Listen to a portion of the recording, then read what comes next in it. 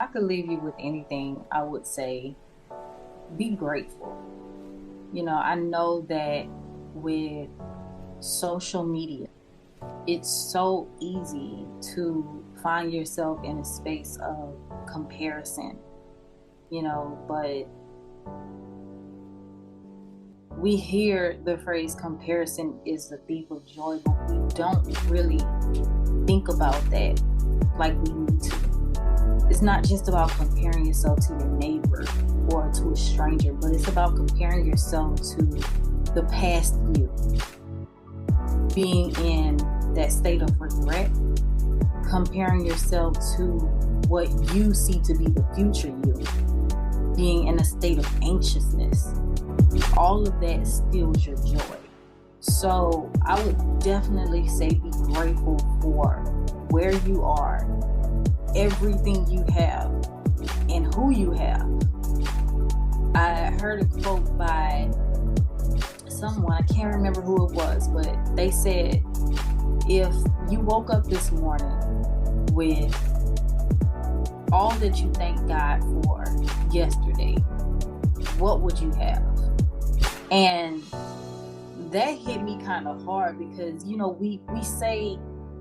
we say consciously, oh, thank you for this meal. Thank you for allowing me to not be in traffic. Thank you for allowing me to be able to pay for something. But are we really thanking God for the important things? Thank you for another day to be a better mother.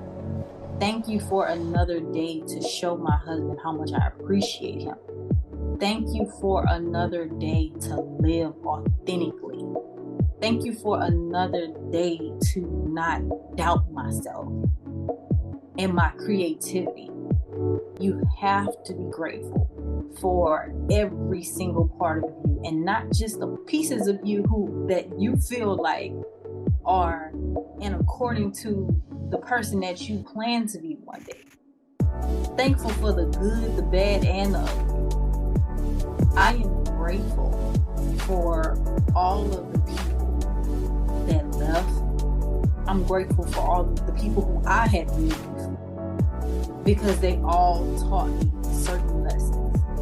Don't look down on anything that you're going through and see it as, these are bad times. Just like Terrence said, all things work together for the good of those that love the Lord. All things. It's funny because, sometimes we find ourselves rushing to get certain places. But I had to really stop and think. And now, when I find myself being too anxious to get somewhere, I pause and say, is God protecting me from an accident?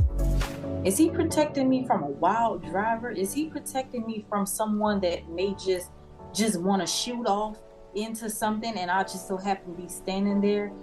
You have to listen and be still. There is a voice inside of all of us. We choose to ignore it, but there's a voice inside of all of us. That voice, when you're down in those depression stages and you hear something that says, get up. This is not you. That's God. You hear that voice that says, you are better than this. You don't deserve this. Abuse is not your story. You have a better portion. That is God. So, regardless of what you are going through, because we all go through things, right? Some may hide it better than others, but we all go through things. I can be so prolific in my words, but as I sit here, I'm going through some things. I've been taking so many hits lately that, as I said earlier, this morning it was hard for me. But that voice that said, get up, walk, do what you need to do, step in your purpose. You have people counting on you. That is God. And that's what I choose to listen to. So all of those other voices, that try to creep into your head and tell you you're not good enough and you won't ever be able to do this, you got to recognize their voice and say, hell no. I refuse to give into that. And when you do, woo, the world better be ready for you. Listen, the world better be ready for you.